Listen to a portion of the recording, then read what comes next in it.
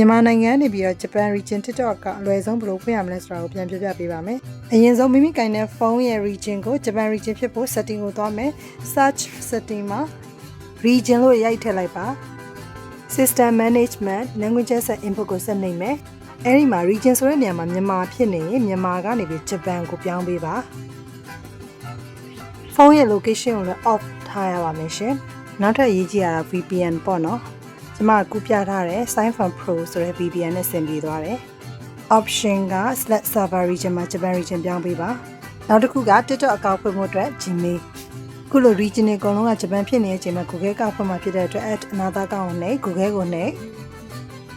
ပြီးရင် information checking လုပ်နေတာကိုစောင့်မယ်။ပြီးရင် create account ကိုနှိပ် create account ကိုနှိပ်တဲ့အခါမှာသူက personal လား business အတွက်လားဆိုပြီးတော့ကြာလာလိမ့်မယ်။ဘာဝဲနေနေရတယ်။ပြီးရင် Google account အတွက် first name နဲ့ last name ကိုထည့်မယ်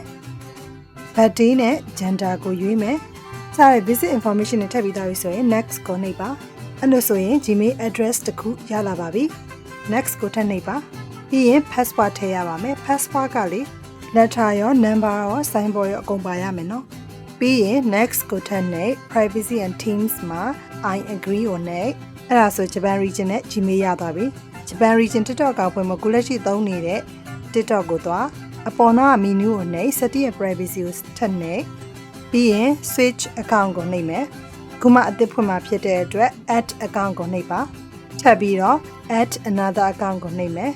ဒီနေရာမှာထပ်ပြီး region ကိုစစ်မယ် region နေရာမှာမြန်မာလို့ပေါ်နေရင်မရပါဘူးမြန်မာလို့ပေါ်နေအောင်နှိပ်မယ် search မှာ Japan လို့ရိုက်ထည့်ပါ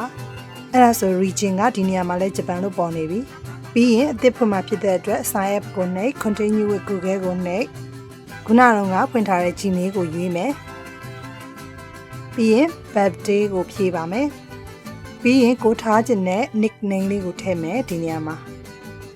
အဲ့လိုဆိုရင်တော့ Japan region TikTok ကဖွင့်လာရပါပြီပြီးတော့ဒီနေရာမှာပေါ်နေမဲ့ user name ကခဏန်းနေမကြိုက်ဘူးဆိုရင်လည်းကိုယ့်ဘာသာကိုပြောင်းလို့ရပါသေးတယ် user name ကတော့ရက်30မှာတစ်ခါပဲပြောင်းလို့ရပါတယ်အဲ့ဆိုရင် Japan region TikTok ကဟုတ်လားမဟုတ်လားစစ်တဲ့နည်းကိုပြမယ် setting ရဲ့ privacy ကိုသွား account information ကိုသွားမယ်ပြီးတော့အဲ့ဒီမှာကြာလာပြီ account region မှာ Japan လို့ဖြစ်နေရပါပြီအောင်မြင်သွားပါပြီ